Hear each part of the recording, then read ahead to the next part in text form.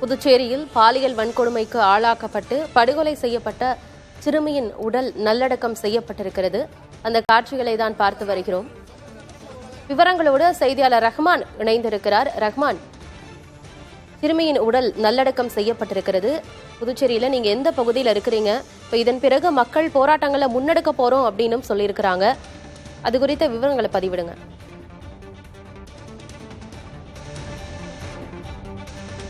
இந்த சிறுமி நல்லடக்கம் செய்யப்பட்டு கொண்டிருக்கக்கூடிய அதே இடத்தில் இருக்கின்றேன்.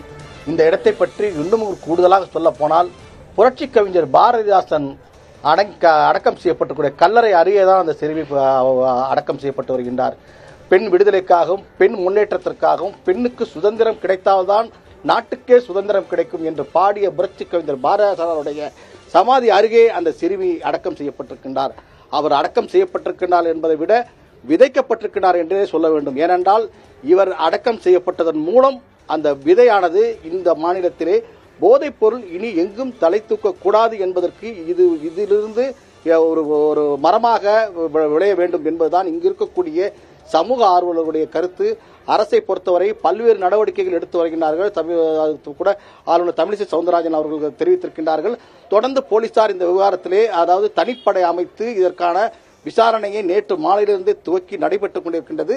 மேலும் இந்த நல்லடக்கம் செய்யப்பட்ட இடத்திலே போலீசார் குவிக்கப்பட்டிருக்கின்றார்கள். மேலும் அங்கு இறுதிச் சடங்குகள் நடைபெற்றுக் கொண்டிருக்கின்றது. நல்லடக்கம் செய்வதற்கான வேறு ஏதேனும் அசம்பாவித சம்பவம் நடைபெற்றக் கூடாது என்பதற்காக போலீசார் இருக்கின்றார்கள். அந்த பகுதியிலே உறவினர்களும் அந்த ஊர் மக்களும் மட்டுமே இருக்கின்றார்கள். ஏனென்றால் அந்த சிறுமி அந்த தெருவிலே தினந்தோறும் அந்த சிறுமி துள்ளி குதித்து விளையாடிய காட்சிகளை கண்ட அந்த தெரு மக்கள் இது எல்லாம் தன்னுடைய வீட்டு குழந்தை என்ற விதத்திலே பெண்களும் ஏராளமான பெண்களும் அந்த இடத்திலே கூடியிருக்கின்ற காட்சியை காண முடியுது. அந்த வகையிலே மிகவும் ஒரு உணர்வு பூர்வமான மிகவும் ஒரு ஆதங்கத்தோடு அனைவருமே நின்று தங்கள் வீட்டு ஒரு குழந்தை பறிபோய் விட்டதே என்று அந்த மனித மிருகத்தால் சூறையாடப்பட்ட அந்த குழந்தையுடைய உடலானது தற்போது அடக்கம் செய்யப்படக்கூடிய பணியில் ஈடுபட்டுக் கொண்டிருக்கிறார்கள்.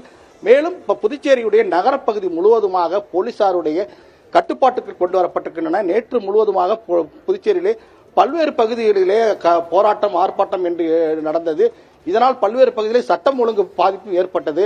ஆகவே சட்டம் ஒழுங்கை கட்டுக்குள் கொண்டு வருவதற்கான நடவடிக்கை ஈடுபட வேண்டும் என்று நேற்று டிஜிபி தலைமையில் நடைபெற்ற கூட்டத்திலே முடிவு செய்யப்பட்டிருக்கிறது.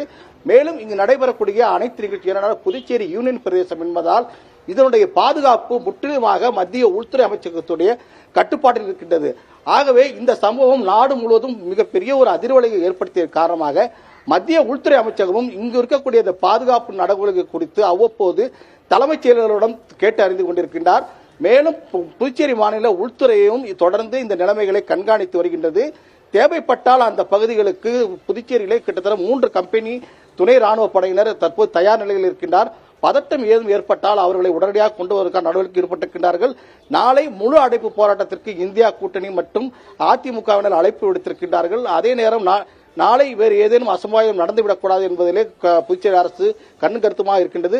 அந்த வகையிலே இந்த பிஞ்சி குழந்தையானது தற்போது மண்ணிலே அடக்கம் செய்யப்படக்கூடிய இந்த காட்சி என்பது அனைவரும் என்று கொண்டிருக்கிறார்கள். அது மிகவும் துயரமான ஒரு காட்சியாக பார்க்கப்படுகின்றது.